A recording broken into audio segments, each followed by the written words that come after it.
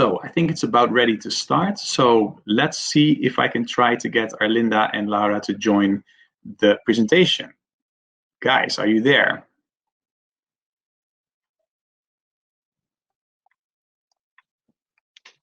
Hello. Hello. Good to see you. Thanks for joining us. And as you can tell, obviously, we're all working from home in different locations. In this way, we can still meet and give you guys the presentation to hear about Utrecht University. So who's going to start? Yeah, well, before we get started with our part of the presentation, I am curious, Menno, if you can share the results of the poll. So we also know how many people are interested in a bachelor and in a master, just so we know. I think you can share somewhere. Here we go. Okay, I'm going to end voting and share the results. Okay. Let's see. Okay, so the majority of the people here is interested in a bachelor's program, and then there's also a couple of people that are interested in a master's program. Okay, that's good to know. All right, then we're going to start off with the presentation. So as Menno said, we will do a presentation about 25 minutes in general about the university, about the city, about our programs and application procedure, and then afterwards there will be time for questions. If you have a very urgent question, you can always put it in the chat box, and Menno can answer it in there. So what we're going to talk to you about today, we wanted to start with a little bit of information about Utrecht, about the city. I don't know if many of you have been to the Netherlands before or been to Utrecht before, but just in case, a small introduction about our city. So we are actually the fourth biggest city in the Netherlands. So we come after Amsterdam, Rotterdam, and The Hague. And as you can see, we have around 340,000 inhabitants. So even though we are the fourth biggest city in the Netherlands, we're still quite small compared to other countries, because the Netherlands is just not a very big country. We do have a lot of students that live in Utrecht. About 15% of all the inhabitants actually is a student, so that's a very nice environment to live in. We have a lot of bicycles, of course. If you're planning on coming to the Netherlands, then you're gonna bike, I can promise you that. And the people that you see here are, this is our former rector magnificus, so the big boss of the university. And even when they have these formal events through the city, they always cycle. So that's a very cute thing about the Netherlands.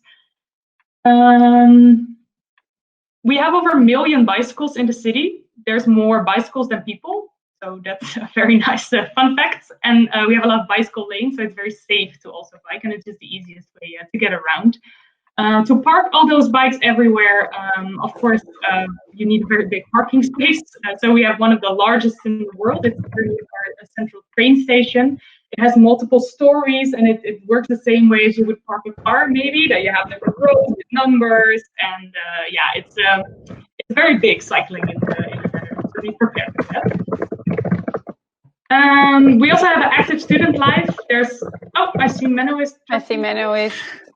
Yeah, oh, sorry, guys. No, I just wanted to, I'm typing and that's what you're hearing. I have a few people who have some technical issues. I'm trying to determine if it is that they can hear me but cannot hear you, Arlinda, or if they have any other issues, but I see that it's sorted now. Okay, yeah. Well, just in case, if you experience any issues with this live part, we are also recording this webinar, and everyone that signed up will also receive a link to watch the recording. So if at any point you miss anything, don't worry. That is a very good addition. Okay, sorry, I'll go away now. No worries. No worries. I was just talking about the active student life. As I said, there's loads of students that live in Utrecht, so we have a lot of activities to do and fun things to do next to your studies. We have a very, very big sports center, and we also have a cultural center where you can follow classes in music and art and dance. There's over 150 student organizations, and also a lot of them that focus on international students. So it's just a very fun and lively city to live in. Do you want to take this part, Laura? Sure. Now, let's talk a bit more about the university. Now we went through the city, and now we're going like a bit closer, zooming in to the university. Let me see, can I change the slide? Yes. Okay.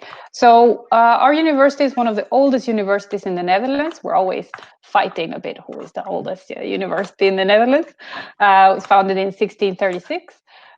We have 7 faculties, 7 graduate schools or faculties, depending on how you're looking at it through a bachelor's or master's. We have a lot of international students, around 20,000 bachelors that are bachelor students, and then 11,000 that are master students, and 2,500 that are more or less the amount of international students we have each year. So we do say that the university is traditionally a Dutch university. That doesn't mean that it's not welcoming to internationals, but that's a good thing to know. And I think it's part of a nice experience that you don't feel like you come to an international bubble. So you are actually having a lot of connections with Dutch students. Another thing is that we're located, I don't know, Arlinda already asked, but I don't know if you have had the opportunity to travel to the Netherlands and visit Utrecht, but we are located in the central part of the Netherlands, so that's why we have a little heart there. We always say it's the heart of the Netherlands, so if you need like to connect between big cities, you will always pass through Utrecht. And another thing to mention is that the university has 3 locations. So it's not that the university has one big campus, but it's kind of scattered around the city. So we have the city center where we have the faculties of law, of humanities, and we have a library there. And it seems weird to read on these Google Maps that everything looks a bit big, but it's actually not. So between the city center and the international campus, that will be kind of in the middle. The international campus where UCU is, our university college, is located. It's like around 10 minutes, right, by bicycle? Yeah, 10 or maybe 15 minutes if you're not a very fast cycler, but it's no, the distances are very small because, as I said, we kind of pretend that we're a big city, but for me it feels like we are a town. Exactly, it is a bit like that. I always say, like, check the distances in bicycle. Then if you're international, you're probably going to add maybe 5 or 10 minutes extra. And so the other location is in the science park, and that's where we have all of the rest of our faculties. We have the big library, a big library there. It's kind of completely different feel. We will see now some pictures. It's a bit more modern type of campus, as opposed to the city center. That's like the old buildings and like historical part. And there's another location in Middelburg. We actually went there with Arlinda to check it out too, to also know it. It's a very nice city. There we have the University College of Roosevelt. So it's for our bachelor's degrees. It's a bit different, but I would call it like kind of like the Hogwarts of Utrecht, a bit. The Utrecht You'll University. see a picture later on and understand why we say Hogwarts. Yeah. So here you see, this is the science park. This is the library, that black building that you see there. That's the library in the science park. As I said, this is a bit more modern looking, different from what we're used to in the city center. As you see here, this is kind of like the typical type of buildings we have in the city center. And this is the international campus, the University College Utrecht. I think there's also some, if you are studying any economics programs, you might also have classes here too. Yeah. And it was an old military base, so it kind of has the shape of it. So you have a bit of housing in the back, and then you have you have classes there. So it's kind of like, that looks a bit more like the campus you see on movies, you know, the type of feel. And this is Roosevelt, so that's why that's the picture we say it looks like Hogwarts. And regarding our education, I also was a student at Utrecht, so I think some of this is kind of relates to the type of education you'll get in the Netherlands. So regarding our university, has a direct link to research. This is when we say preparations for PhD programs. Some students already, join our programs knowing that they will do a PhD later. this is more aimed maybe for master students. There's a strong link to professional fields, research facilities. There's plenty of them.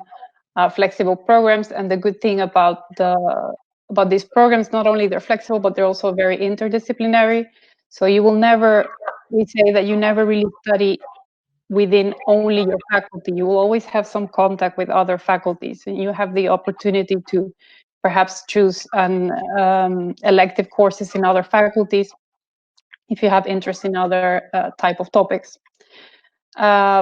I think one of the way to describe the type of teaching that you would have in the Netherlands is critical and independent. They really try to help you become a critical thinker and also work in an independent way. Of course, this doesn't mean that you won't have a group assignments or work with other people. But I think it's a definitive part of the process of how it's taught in the Netherlands. Also, it's quite interactive, so you will interact a lot with your professors, for your teachers. The classes are not that big, so you get to know them and they get to know you. So it's kind of a very nice, interesting approach to education. Should you want to do like 101? Yeah, sure. Yeah, I can take over from here. So the next part that we wanted to talk about is what you can actually study in Utrecht. That's quite important as well, of course. So for bachelor's programs, the undergraduate programs, we have 12 that we teach in English, and you can see them listed here. I'm not going to go over all of them because then you will be very bored. But if you want to see the complete overview, you can go to our website and check it out. There's a couple that I want to highlight because they're very interesting for international students specifically, and they have a lot of international students. For example, the Global Sustainability Science Program. We are one of the few universities in the Netherlands that have a type of program like this. The university is very much known for sustainability research. And the nice thing about this program is that it's really a combination between social sciences and natural sciences. So it's a very broad program, and then later on you can choose a specific track. And we also have a couple of master's programs that you could do afterwards to specialize a little bit more, like sustainable business development and courses like that. So it's a very really a pillar of the university and their research. Another one is pharmaceutical sciences, which is a very international program as well, which is about drug development and cancer and stem cell research. Very science-focused program. It's very small scale as well, and it has a lot of internationals. And the last one I wanted to highlight was philosophy, politics, and economics. It's also a very popular program, and the unique thing that we have in Utrecht is that we also combine it with history. So you kind of you have these 4 components that you combine, which make it a very nice broad degree.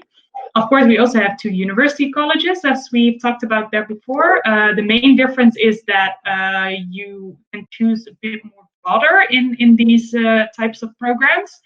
So you can specialize later on. You pick courses from different fields, so from science, social sciences, and humanities. And then later on, you choose to specialize. So it's a bit more like an American degree. So these are the main programs that we offer. When it comes to master's programs, we actually have way more. I think we're almost hitting the 100 program. So these are the fields of interest that we have programs in. So we have 1-year programs and 2-year programs. I forgot to say that all the undergraduate programs, by the way, are 3 years in the Netherlands. And then after you've done an undergraduate program, you can choose to specialize in a master. And they're usually 1 or 2 years. If there are 2 years, they tend to be a bit more research focused and leading towards a PhD. And again, you can find the overview of all the programs on our website. Then we have a couple of extra programs that we wanted to talk to you about. So it's possible to do an honors program on top of your master's program. So if you are really motivated and you want to know more and you want to also specialize maybe in another field from another faculty, you can sign up for this Young Innovators program as an addition to your master's program, and you also get a separate degree for that. Then we also have a very large summer school. It's one of the biggest in Europe, actually. So you can do over 200 courses, not only at Utrecht University, but also at other education, other schools in Utrecht. So, for example, the art school or the University of Applied Sciences. And that's like a great way to get to know the university and the city for a few weeks. So if you are interested in sort of like a short course, then you can also check out the Utrecht Summer School. So now we move into the more practical, quote unquote, boring part. That is just. We will make it super interesting for you. It's super interesting. You will love this. The practical application process. So just so you know, we're going to give the general application procedures. You have to look at the program specifically for all the specific requirements for each program. So for bachelors, the basic thing that you need is, of course, a high school degree that it's compatible with a Dutch university entrance degree. So that's what they do. Just compare your degree with a normal or a Dutch degree, and they check that. So there are some examples of that. For some programs, like, for example, PPE, and I think global sustainability science, and I don't know if I'm forgetting one, maybe pharmaceutical sciences, they also need specialized courses. And then if you need those specialized courses, you need to basically prove you have the knowledge for these specialized courses. And that will be determined by our admissions office, International Student Admissions Office. And you have also of course, language requirements. If you went to high school in South Africa, then you don't have to do a language test. That's good to know. Yeah. Okay, that's great. So when it comes to deadlines, general application deadlines for most programs is April 1st or May 1st. For this, we ask you to look specifically at each program. Some of them have a more selective procedure, so it's a bit different, that there's maybe an interview involved and basically a different type of procedure. Also, university colleges have a different type of procedure and different deadlines I apply there. So just make sure you check all the details there. When it comes to the master's programs, the basics you need is a bachelor degree in the related field. So when you see in the program of your interest, you go to see the requirements, it won't state specifically you need this diploma. It will say you need knowledge in this area. So of course it will be just too much to list all the types of diplomas. So that's why it's a bit general, I would say, that sort of description. So you need to basically prove your knowledge in those areas. You need your English language test, could be an IELTS, TOEFL, or Cambridge. Your CV, motivational letter, recommendation letter, usually is 1 or 2 recommendation letter. And some programs might ask for a writing sample of a research that you've done, or a research you want to do, or something like that. Once again, just check all the requirements in the specific program page. For master's programs, for most of them, it's also, the deadlines are April or June 1st, depending on your nationality, and also depending on the program. Some programs are also selective, and they have an earlier deadline. So it will be April 1st for everyone, regardless of their nationality. So again, just check each program. And when it comes to the application process, the good thing about the Netherlands, I find it's easy, that most application processes basically look the same. You apply for any university. So you apply through StudyLink, that it's like a general program where you apply for any type of education in the Netherlands, if it's a high school or a university. So you apply online. You upload everything through there. You just put your details. Once all of that is complete, then you will go into the application system of the university, and that's called Cyrus Online Application. And then in Osiris, then you will start completing your file, and then you start being in contact with our admissions office. The important thing that it's good to mention is that the university will not start processing your application unless you pay your application fee of 100 euros. Once that is complete, the payment is complete, then they will start processing your file. So after that, after a couple of weeks, then they will review your application, see if everything is complete. You will receive a reply to this. Say you are conditionally accepted or unconditionally accepted, for example, and then they will require you to send certified copies, if applicable, on your case. Now, Arlinda, I have a question for you. Sorry, there were like helicopters flying over, so I thought I would mute myself. But anyway, I'm here. Really? Oh, okay. Yes. We couldn't hear anything, so that's okay. Could I apply to more than one program? Of course. Yes. Oh. So the general rule in the Netherlands is that you can apply for a maximum of 4 programs in total in StudyLink. So that could be 4 programs at Utrecht University or 2 programs at Utrecht University and 2 at another university, for example. So the maximum is always 4. This is different if you want to apply for limited enrollment programs on a bachelor level. So for example, for university college, very popular programs such as dentistry, or medicine, then it could be that there's only 1 or 2 allowed. Exactly. And do I need to have my diploma ready when I apply? No, you do not. Very good question. You can already apply if your diploma is pending, so you can just apply with the most recent transcripts or grades that you have so far, and then one of your conditions in your conditional acceptance letter will be to provide that actual diploma before you start. And the same goes with the English test, am I right? Yeah. Okay, good. That's one of the most asked questions when it comes to applications. That's why we always try to answer those. So finances, tuition fees per year differ according to your nationality.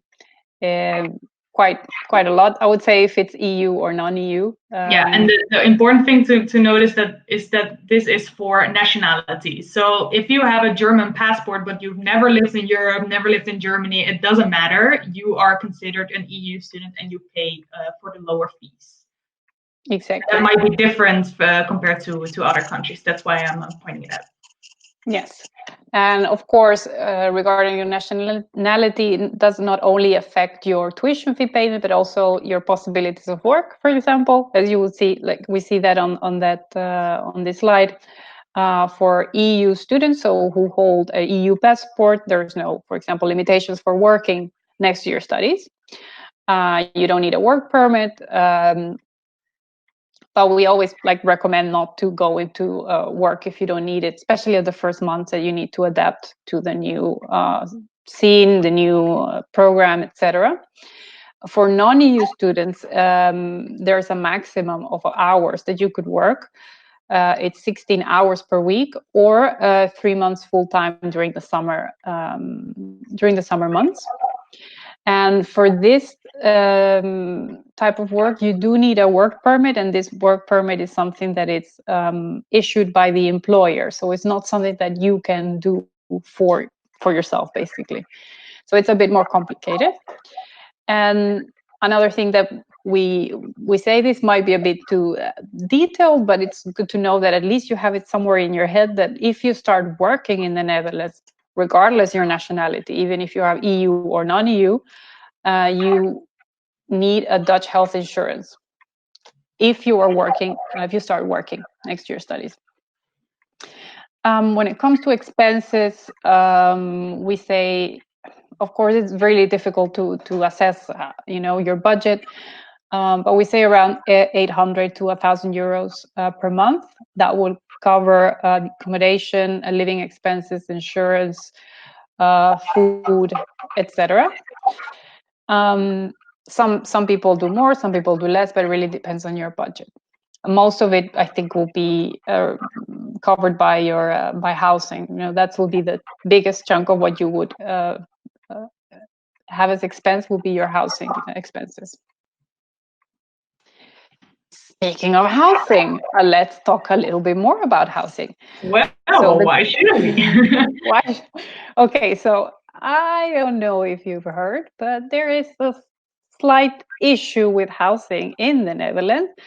I would say all student cities in the Netherlands. So the good news is in Utrecht, for example, there's like a lot of students. 20% of Utrecht population are students. But each year there's more and more international students. So the housing market is quite tough. This is not only a problem for international students, by the way, this is also a problem for Dutch students. So each year it's not only internationals, but also Dutch students are also looking for housing. Yeah, and the difficult thing, which might be different from universities in other countries, is that in the Netherlands, generally speaking, universities do not own any student housing. So it's not that if you apply for a program, then you immediately get assigned housing. This is something that you have to do on your own, and that's very common in the Netherlands to do. So that's something to keep in mind if you're planning on coming here. Exactly. There are different ways of finding accommodation. By the way, we have a lot of information regarding housing in our website. So if you go to uu.nl/housing, you will get basically what we're saying, but like a lot more information about it. So if you have any doubts, it's always good to check that. We have housing webinars done this year, basically every year. So that's good to explain a bit more the situation. So there's several ways of finding accommodation. As Arlinda said, we don't own housing, but we have certain corporations with housing corporations. One of the biggest one is SSH. You will hear a lot about this when you start looking for housing. There's two types. There's the reserved one that it's especially for international students and staff. And this housing type opens up on a specific date every year around this is an odd year, right? But it's always around May, if I'm not mistaken. Yeah, usually mid or end of May. Yeah. So this year is a bit different, the date, but it's just because it's a weird year, you know. So in that sense, this reserved accommodation kind of functions like a ticket sale. We always say it's always easy to imagine that. So it's like first come first served basis. So let's say it opens at 9 on a specific date, and you log in, and then a lot of people are just trying to get a house. And usually it runs up very quickly. And then we have SSH regular, which is another type of accommodation that it's based on your antiquity in the system. So this is something that we don't really recommend for people that are going to be in Utrecht for 1 year. So this would be maybe interesting for someone that is interested in a bachelor. So you can register with them and kind of build up your time. And then whenever there's a room available, I think they pick up the 10 oldest members or something like that have been in the system, and then they offer that housing to them. Of course, there are other types of accommodation. There's private rental through agencies or websites. You can use a realtor if you're more comfortable with that. There's many options, and once again, you can check all of them on our website. And good to know. What is an hospitierenavond, Arlinda? Of all things. That's a very Dutch thing, and you're definitely going to encounter that when you're looking for rooms and when you're checking out advertisements for rooms. Usually the people live together in a student house, and they have a couple of rooms, and then they share a kitchen and a bathroom. And when one of these students leaves, they have a room vacant, and then they make a sort of advertisement saying, "Hey, we're 3 girls, we live in this and this house, and we're looking for this and this type of person. Send us a message." And then you do, and then they invite you for an hospitierenavond. And that basically means like a job interview for the room. So they invite multiple people, and they say, and they try to assess with which person they have the best connection and who they see living in their house and being their roommates, and then they just pick one based on that evening. So it's a very weird process, and it can also be quite uncomfortable, and it's very common to go to a lot of these hospitierenavonden before you actually get a room. So it's just something that comes with the Dutch student culture, and you have to get used to it. But yeah, you're definitely going to encounter that if you're looking for rooms. That's why we are telling you now, so you don't get culture shock. Exactly. So yeah, one of the things we always say is not personal. This is just a practical approach of getting a house. So it's good to know. That's why you can join to different ones, many ones. So it's not personal. It's just practical. Regarding rent, yeah, it really depends on how much basically how many square meters you have and how many people you share your house with. So of course, the less amount of people, the more expensive it will be. So we say always around 350, 400 to 800 a month. Could be a bit more, could be a bit less, depending on the situation of the house. So one of the things we say, if it's not clear, start looking as soon as possible. Don't leave it till the last minute. Some people start their application process and they already started looking information about housing. So that's something that we always recommend. Also look for temporary accommodation. For example, if you have a room maybe available for 6 months, then that's a good option until you get here and then you build your network and you know more people. So that's better. If you can't find it's difficult to find a room of 1 year unless you go to an agency or something like that. So that's why we recommend this.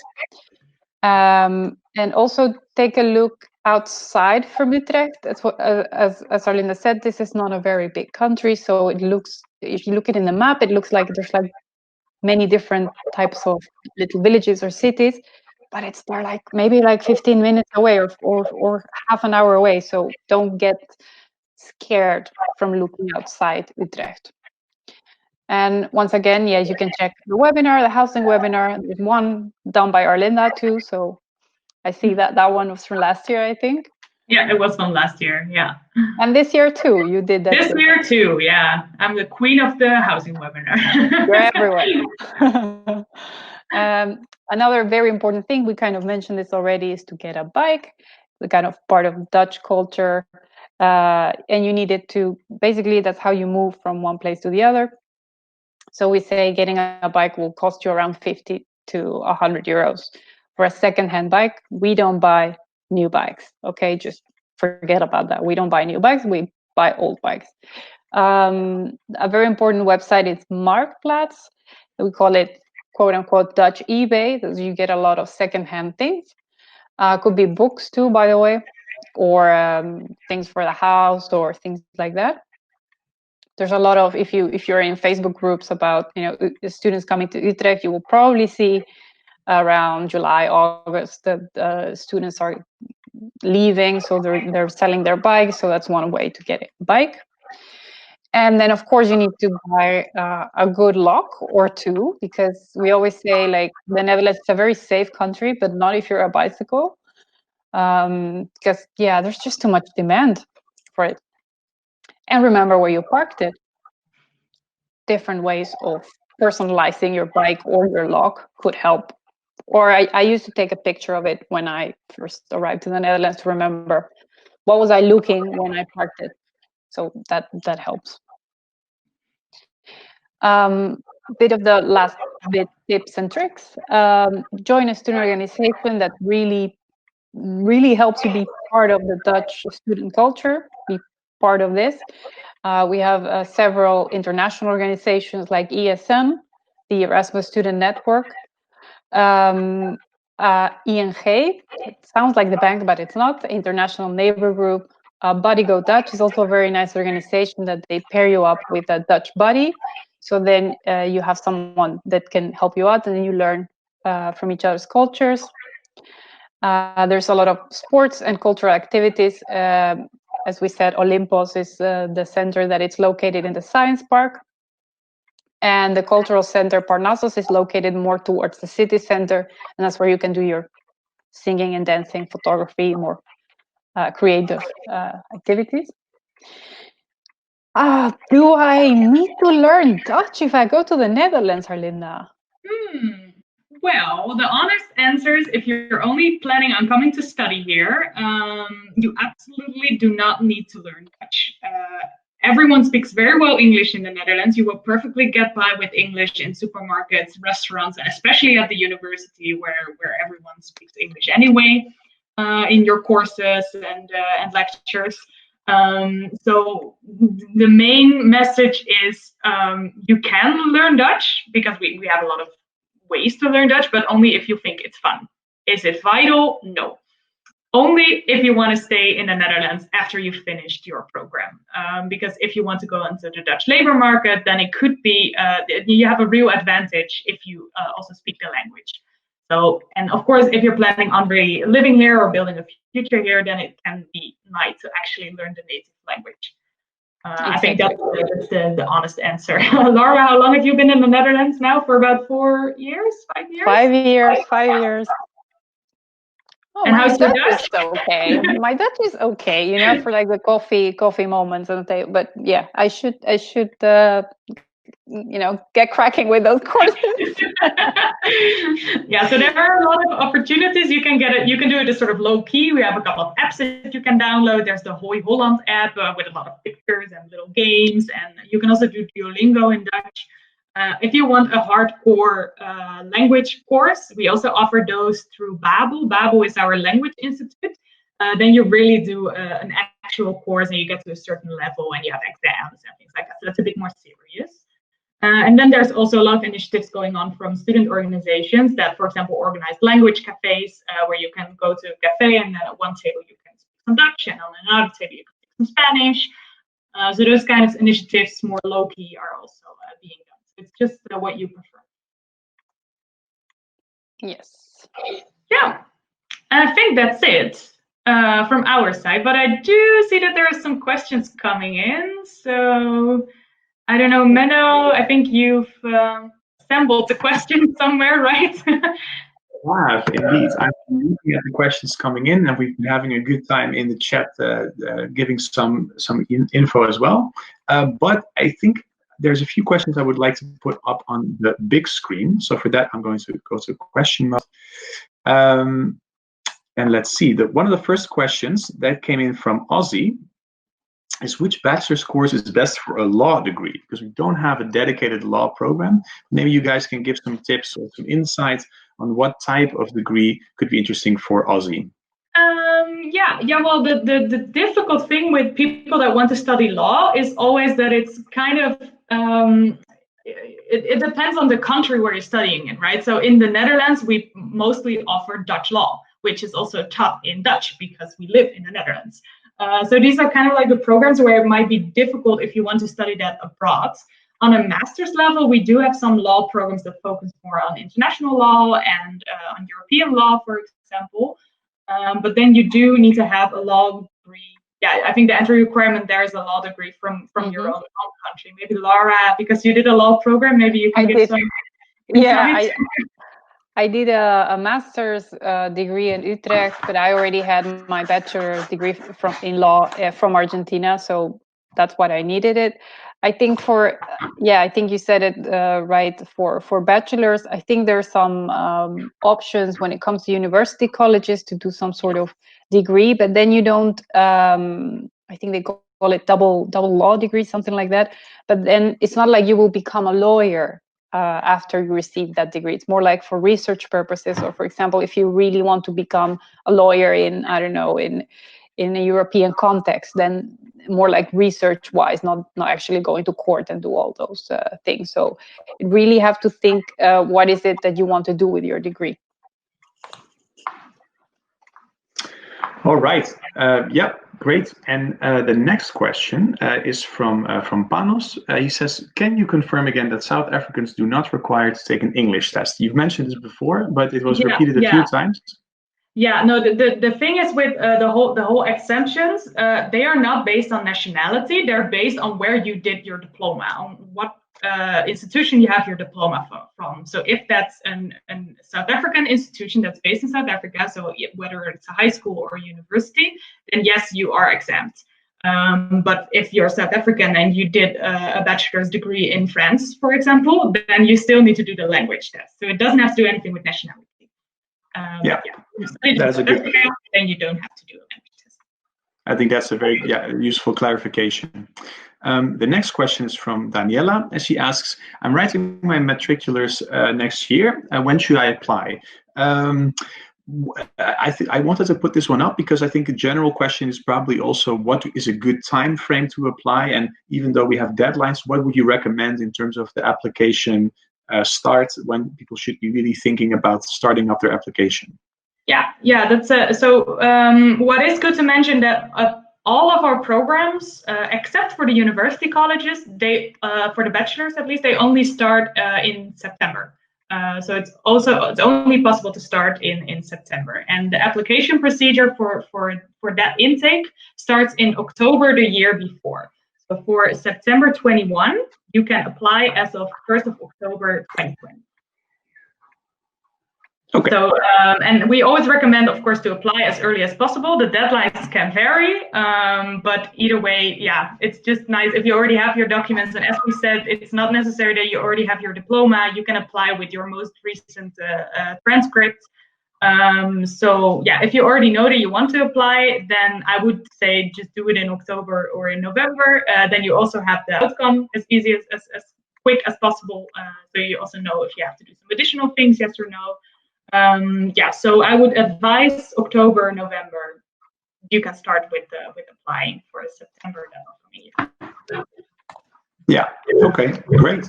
Another question, which is very specific, but I think it's still interesting to ask, is from Ricardo, and he asks: if I start a degree in South Africa, but I decide to emigrate before completing the first year, will my credits be carried over? So I don't know if you guys want to respond to that.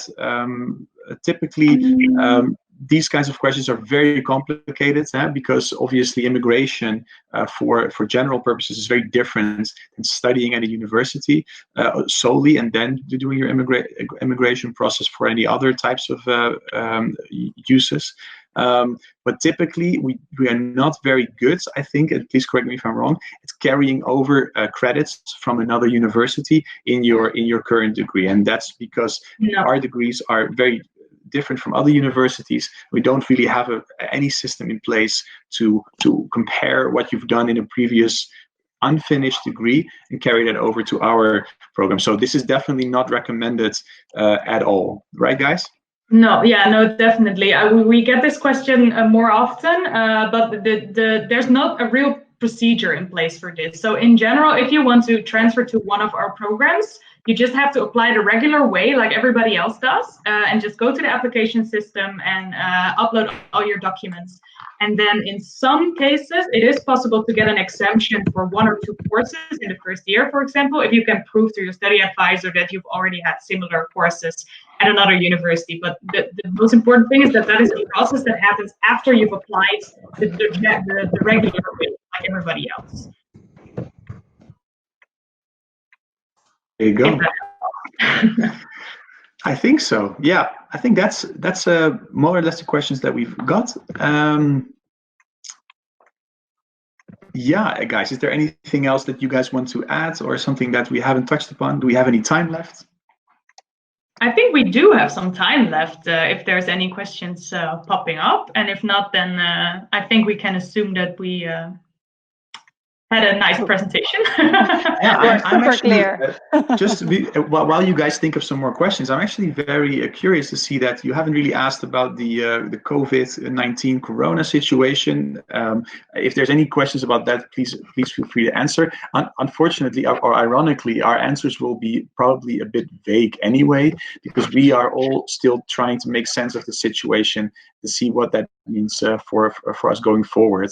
Obviously, all of you who are looking to apply for the academic year after this one, so maybe we're all hoping that things will go back to normal within the current year, and I think that's definitely the expectation on our side.